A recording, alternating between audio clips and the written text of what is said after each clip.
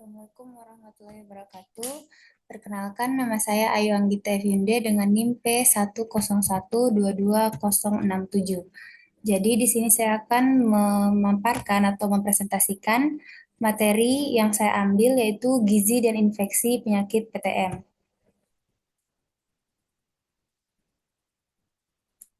Jadi ini dia poin-poin yang akan dibahas nantinya. Yang pertama ada definisi gizi dan penyakit tidak menular PTM. Yang kedua penyakit-penyakit PTM yang diakibatkan status gizi. Yang ketiga hubungan antara status gizi dan penyakit tidak menular. Yang terakhir pencegahan terhadap penyakit PTM yang diakibatkan status gizi.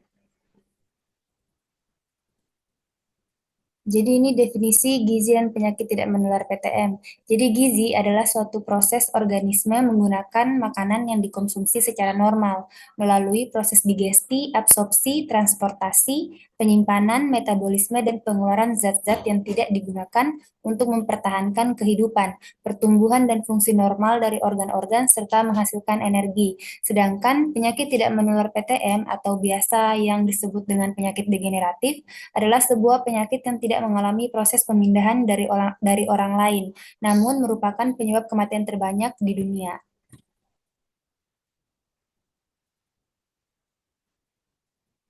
Selanjutnya ada penyakit-penyakit PTM yang diakibatkan status gizi. Yang pertama ada obesitas, yang kedua hipertensi, yang ketiga diabetes tipe 2.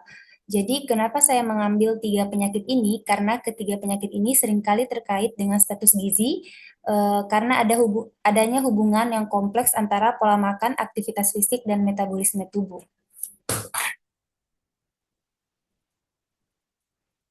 Selanjutnya ada hubungan antara status gizi dan penyakit tidak menular. Jadi, penelitian yang dilakukan oleh Hendra tahun 2013, dia menyatakan bahwa adanya hubungan yang bermakna antara status gizi dan PTM obesitas dengan kejadian hipertensi. Resiko relatif untuk menderita hipertensi pada orang-orang gemuk 5 kali lebih tinggi dibandingkan dengan seseorang yang badannya normal. Berat badan yang berlebihan akan membuat seseorang susah bergerak dengan bebas. Jantungnya harus bekerja lebih keras untuk memompa darah agar bisa menggerakkan beban berlebihan tersebut. Karena itu, obesitas termasuk suatu faktor yang meningkatkan resiko hipertensi dan serangan jantung. Dan yang terakhir adalah pencegahan terhadap penyakit PTM. Yang pertama, mempertinggi nilai kesehatan.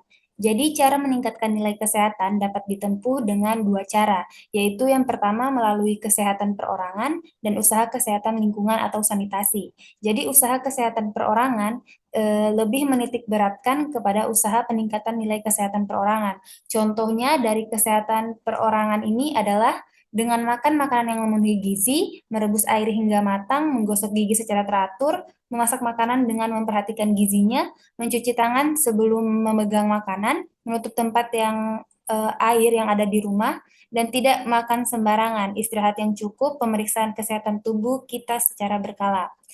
Terus usaha kesehatan lingkungan atau sanitasi adalah usaha yang lebih menitik beratkan kepada kepribadian lingkungan hidup secara fisik atau kepada faktor lingkungan yang mempengaruhi kesehatan perorangan atau masyarakat.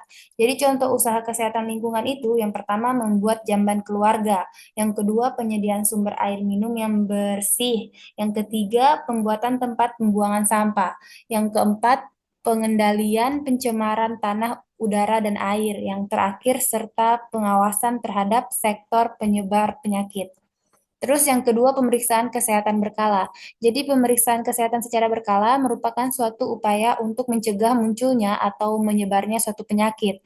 Melalui upaya ini, kemungkinan munculnya wabah dapat dideteksi sedini mungkin. Di samping itu, melalui upaya ini, masyarakat akan mendapatkan pengarahan rutin yang berkaitan dengan perawatan kesehatan, penanganan suatu penyakit, usaha mempertinggi nilai kesehatan, dan mendapatkan vaksinasi. Yang terakhir ada pola hidup sehat. Jadi dengan Germas merupakan salah satu upaya untuk memperkecil terjadinya PTM. Pola makan sehat, hindari makanan yang banyak mengandung lemak atau yang mengandung kolesterol tinggi. Seafood memiliki kandungan kolesterol tinggi yang dapat membahayakan jantung. Hindari perilaku merokok untuk kesehatan jantung, maka segera hentikan kebiasaan ini agar jantung tetap sehat. Stres juga harus dihindari karena di saat seseorang mengalami stres, tubuhnya akan mengeluarkan hormon kortisol yang menyebabkan pembuluh darah menjadi kaku.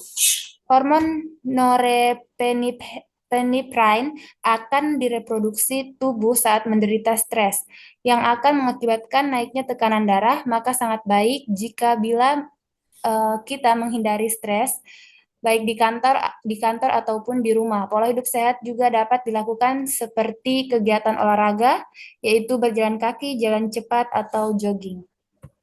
Sekian pemaparan materi dari saya. Ini daftar pustakanya. Sekian dan terima kasih.